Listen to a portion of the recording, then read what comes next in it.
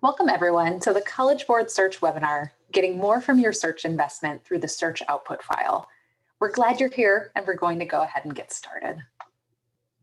I'm Carolyn Knoll-Sword. I work on the Recruitment and Enrollment Solutions team here at the College Board.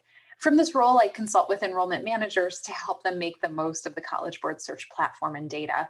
I've been in this role for about 4 years, and prior to College Board, I spent 10 years on campus in various admission roles, which culminated in a leadership role at a small private college in Ohio. And I'm Pete Sisson. I work in the Recruitment and Enrollment Solutions team at the College Board in the same role as Carolyn. I've been at the board for 5 years now, but prior to my time here, I spent 12 years between a couple campuses in Massachusetts in a number of different enrollment positions, culminating in a Director of Strategic Enrollment and Retention Initiatives role. And I'm excited to be joining you all today, and I'm looking forward to our time together. Let's review today's agenda. We'll start with an overview of some key principles and inner workings of College Board Search. Our goal here is to give you a solid footing to understand what's behind the data you receive on your output file.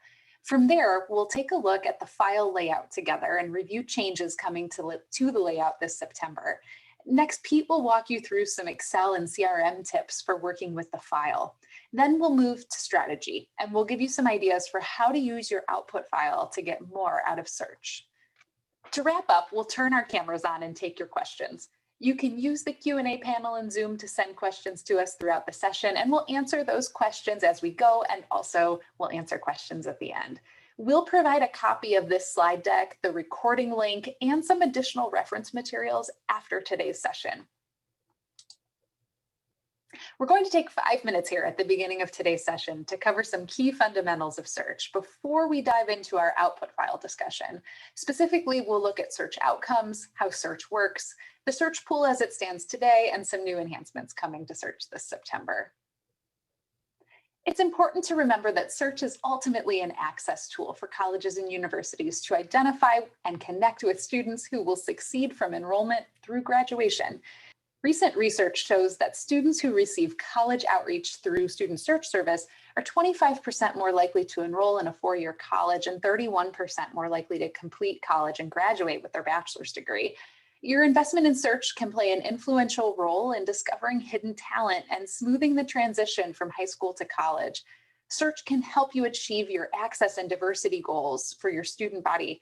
And it also helps you play your part in shaping the higher education landscape in general as the college-going population shifts significantly in the coming years. The way search works has changed, so let's make sure you're up to speed. A student can opt into search today more ways than ever before. We have a number of new online opt-in channels that I'll go into with you on the next slide. These online channels together generate more than half of all new search opt-ins.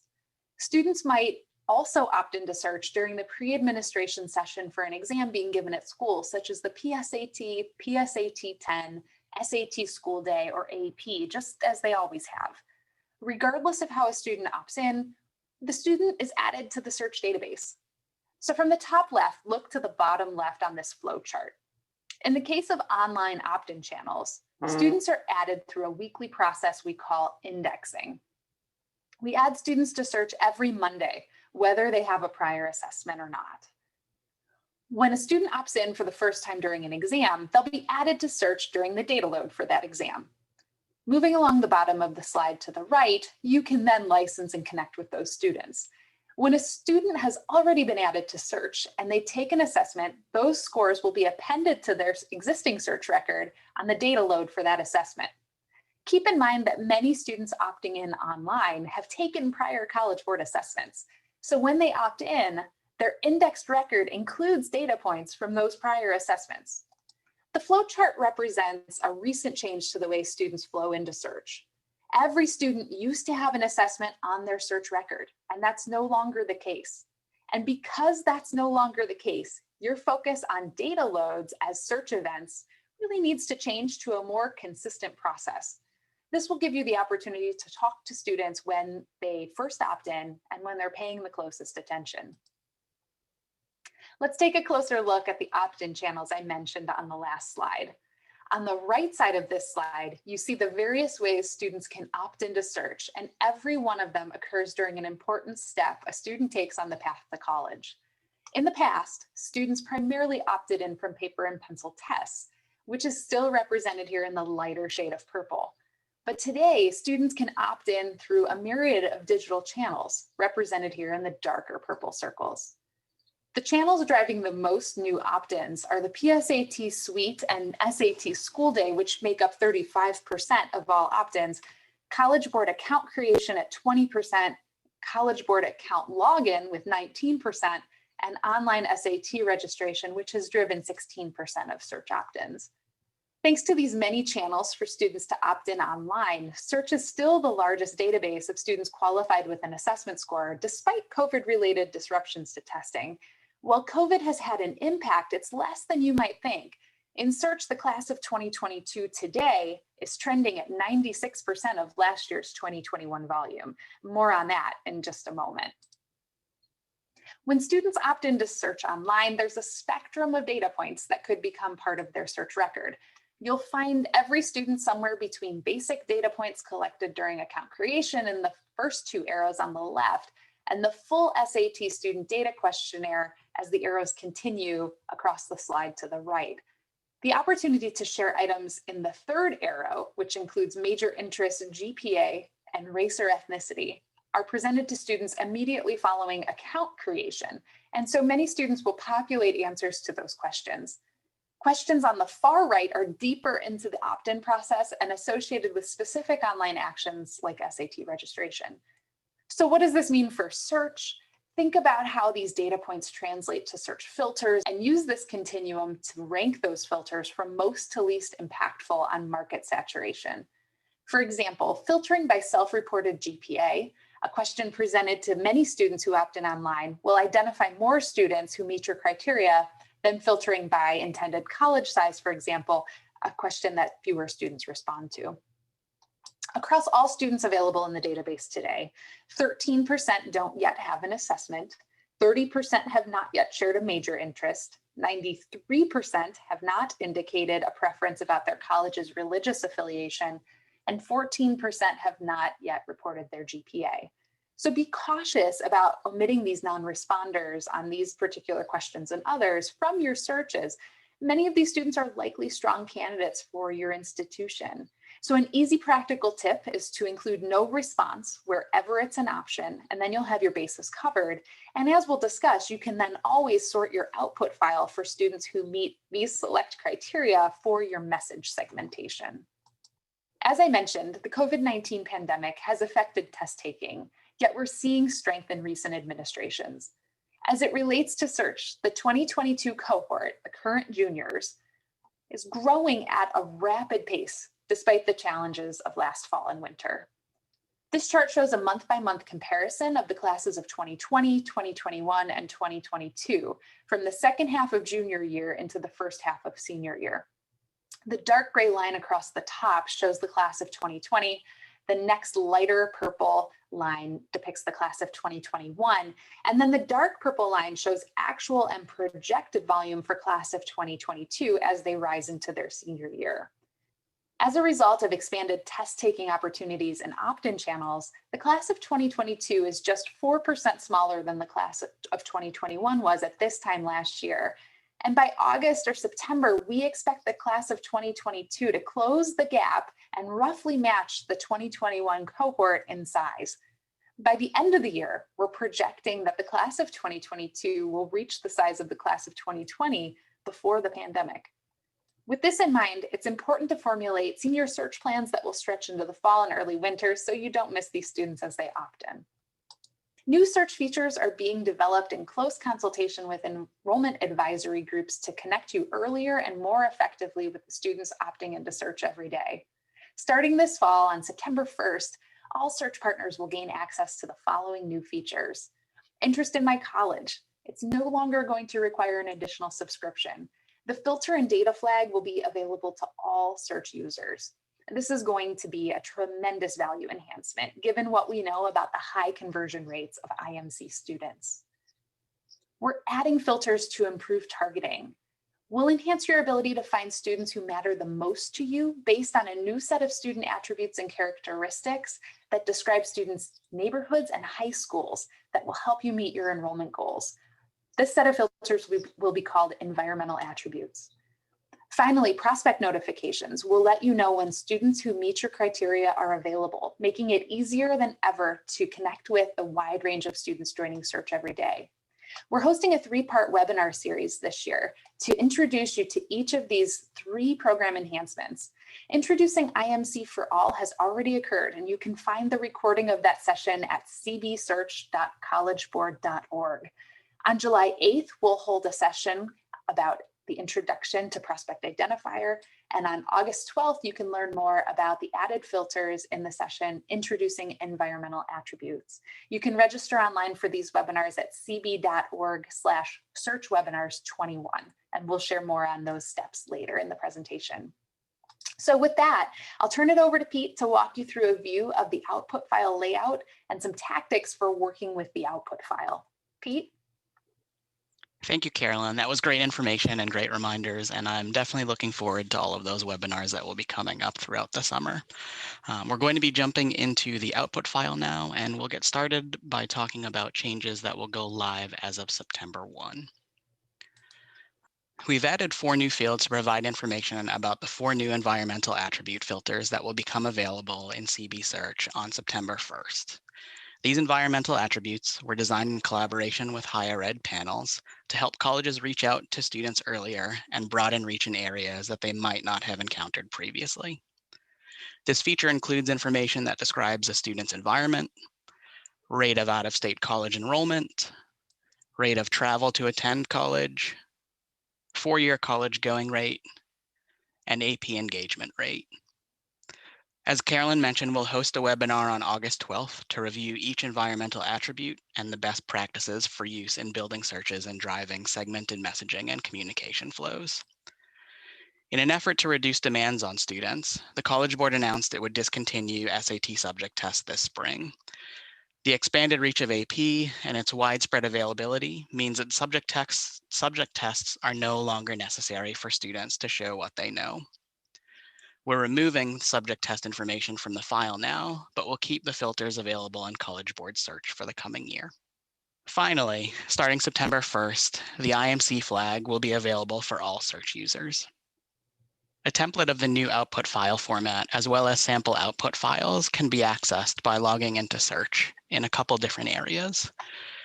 Since we're highlighting the new output file, you'll find just to the right-hand side, right at the top, there is a link, a quick link for viewing format and sample files there. Where the output files and data tables normally live is a little bit further down the page, though.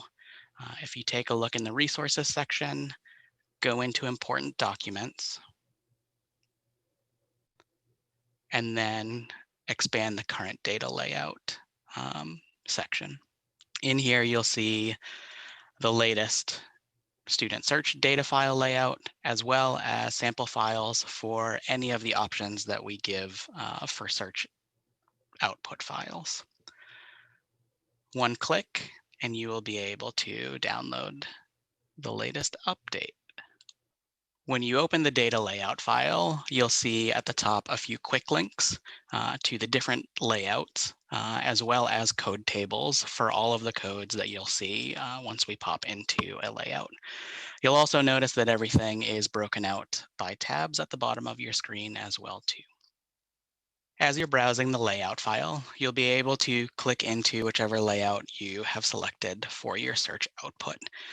There are fixed width as well as Excel or delimited layouts. We'll talk a little bit more about those in a little bit when we talk about header rows.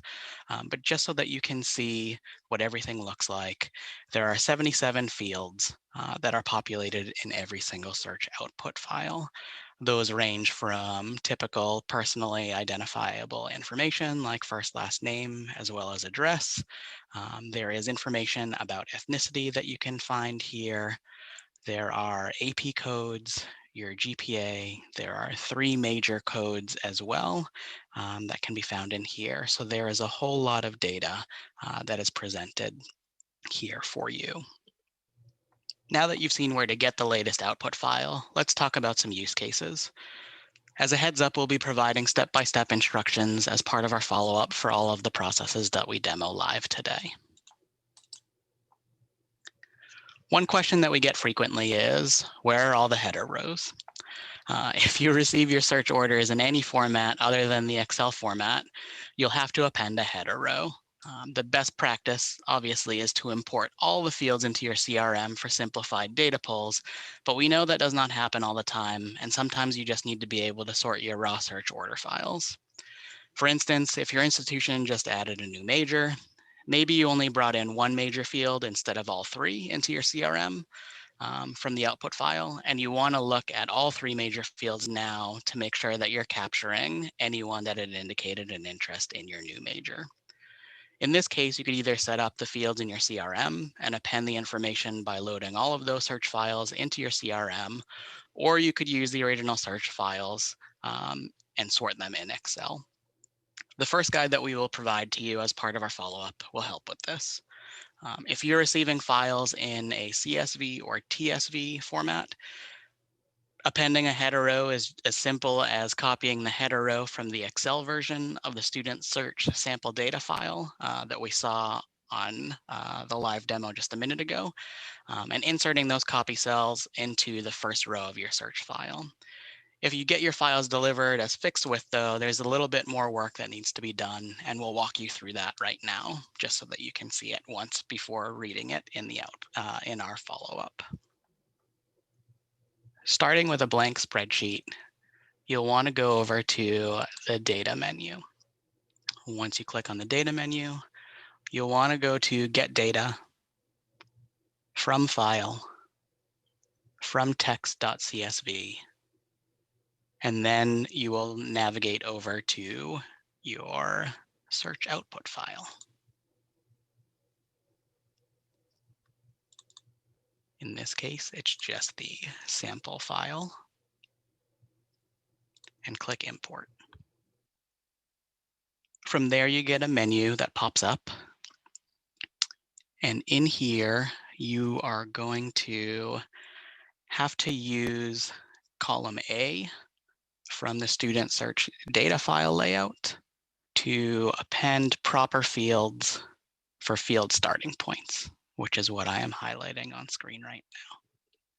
We've done the work for you, so you don't have to worry about it. On the sheet, you'll have the full sequence available for you there so that it can save you some time. Once you've put in all of that information, you will be able to click Load. And when that is running,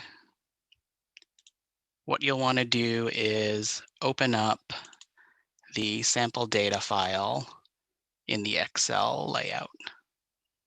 When you open up the sample Excel layout, all of the fields will be populated, but what you're going to want to do is delete from row 2 all the way down, just so that you have a clean header row for data here. Once you've cleaned up all the information on your Excel example output file by deleting everything under the header row, you're going to want to go back over to your search order form, which should have just finished running. From there, you're going to want to copy all of the rows under the header row. Just to keep things short, I'll only copy the first 25 rows. Then you'll want to go back over to the file where you have just the header row showing, and copy in all of the information that had just been converted from your fixed width file. Everything will be properly aligned underneath the proper headers, and you'll be able to do your sorting from there. The next thing we'd like to go over are just some quick CRM tips. If you haven't mapped all the fields from the search output file into your CRM, the release of this new data layout is the perfect opportunity to consider bringing in at least some additional information. We're working with major CRM platforms on templates to help minimize disruption to end users like you all, but please reach out to your CRM partner to see when they'll have a template ready for you so that you can plan ahead and accomplish any additional customization of the import process ahead of the September 1st go live date of this new output file. Again, we think there's value to bringing in everything from the search output file, but if there was one thing we could strongly suggest, it would be bringing in the student ID, or as we call it, the CBID. This is important to be able to have a unique identifier for linking score sends, as well as tracking search source data on vendor files. If a third-party vendor conducts your search campaigns, you can import the non-responders and match on CBID so that these students don't surprise you as stealth apps later down the funnel. Now that you've heard a little bit about the output file, along with some sample examples of fields to bring into your system, let's switch gears a little bit and talk about some strategies. Hopefully you noticed as we were going through the output file that there's a lot of information that will appear on every single output file. One of the things that we encounter while working with institutions is over-filtering for the purposes of segmenting communications. Yes, there can be times when you want to look for a very specific group of students in search, but for the most part, search is an early part of the recruitment process. And instead of using extensive filtering within search, consider what segmenting can be done with all the information that is in the output file. One way the new output file can help limit over-filtering are those environmental attributes we mentioned earlier. The environmental attributes will always be on the output file, and virtually all students will have a value for those attributes since they're based on historical trends of students' home areas and their high school, where college plans and preferences are student-specific because they rely on the students answering a question on the student data questionnaire, and college plans and preferences fields are not on the output file. One other helpful strategy is around using the output file to identify students that haven't taken an assessment rather than placing multiple orders.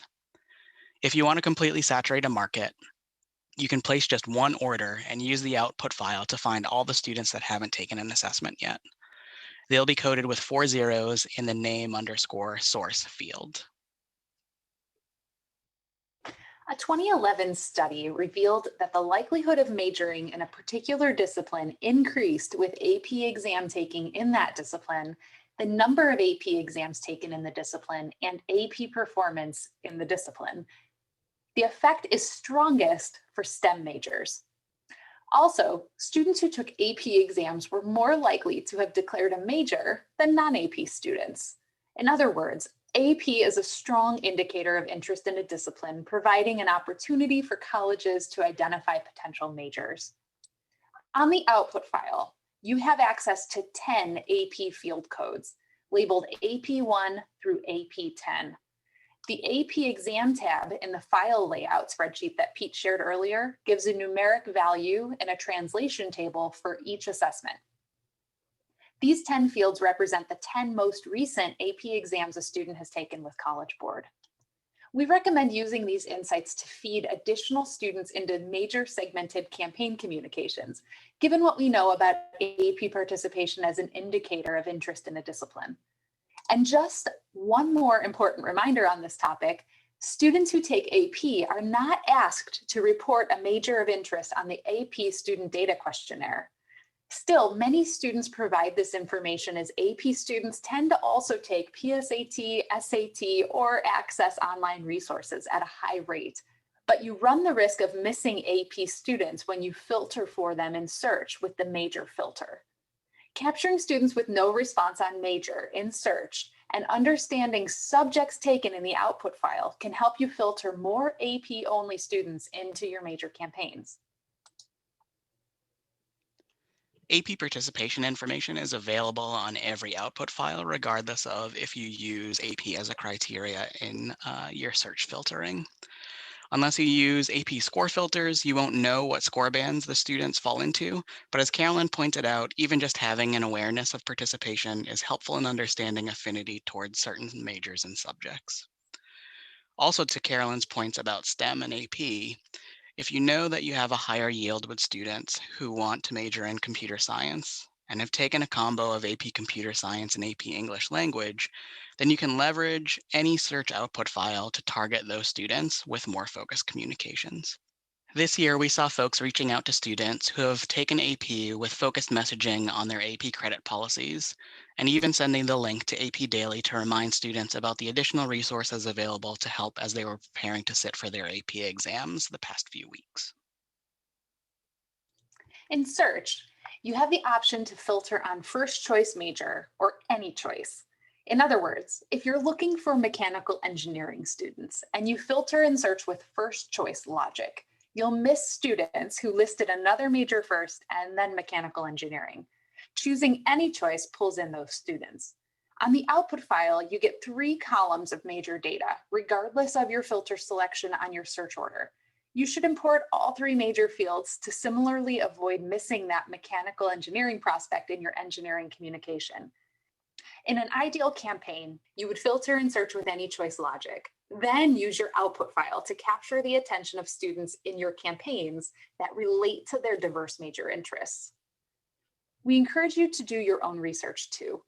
When you have an awareness of a student's complete major list, you can look for themes on your campus in what a student reports and what program they ultimately graduate from.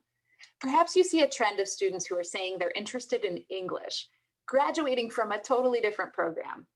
You can use this information along with tables of reported student major interests in your markets to inform your searches in the future, to advise your faculty and academic leadership on setting goals for headcount, and for helping your institution evaluate new programs that may serve students and your institution well.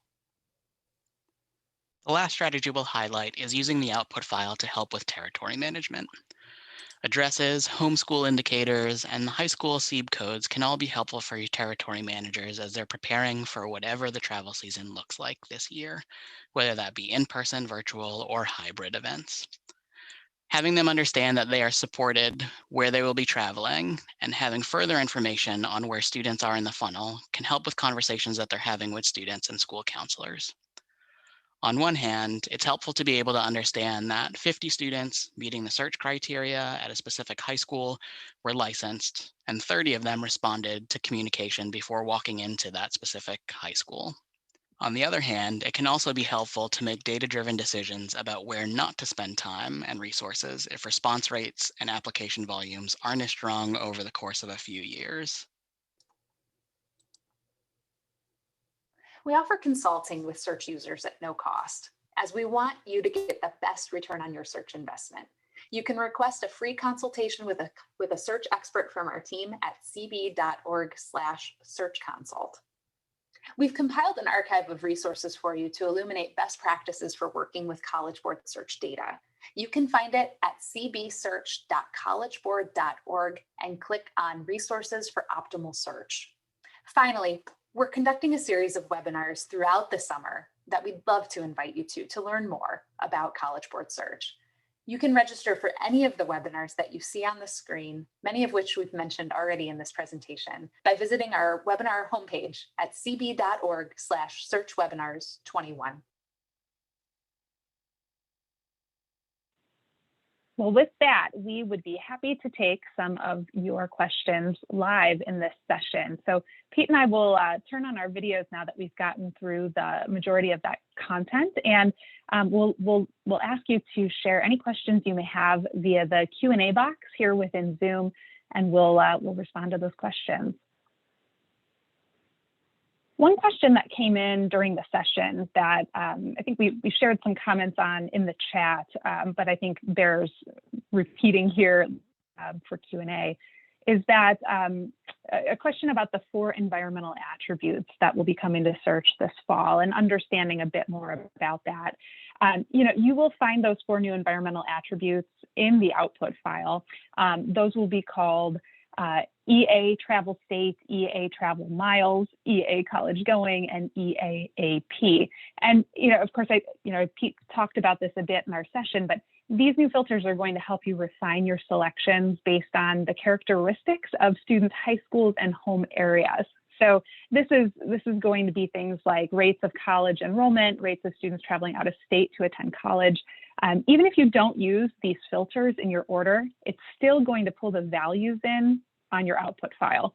So this is a great opportunity for you to be able to connect with a larger group of students than you might otherwise be able to filter for in the current state of search today.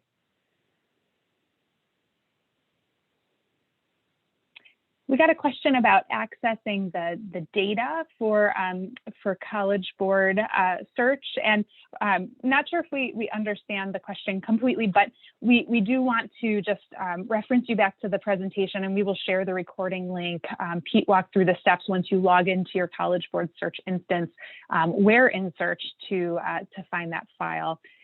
Pete, do you want to walk the folks through those steps again about where to find the output file within search? Sure.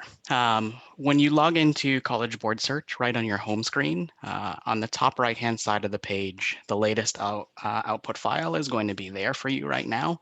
I don't know how long it's going to be top of page. So if it's not there for you, where it normally is, if you scroll down the page on the right-hand side, there's a resources box. And in that resources box is a important documents link. If you click that and then go down to current data layouts and sample files, there's a whole section there where you can get the new layout that will be going live September 1, as well as some sample output files. So if you wanted to test imports into your CRM or any processes that you've built out manually to do any research on your search output files, you'll be able to download some samples as of today to get started on that. And if we are missing, the topic, please feel free, email Carolyn and myself. We'd be happy if there's other data that you were looking for to send you links to any of the research that we have shared or anything like that as well. As we wait for any additional questions, I am going to launch a poll here within Zoom. We would love to get your feedback on this session. We're always looking to make these search webinars more helpful and more aligned to your needs. So please take a moment to share feedback on 3 quick questions for this session.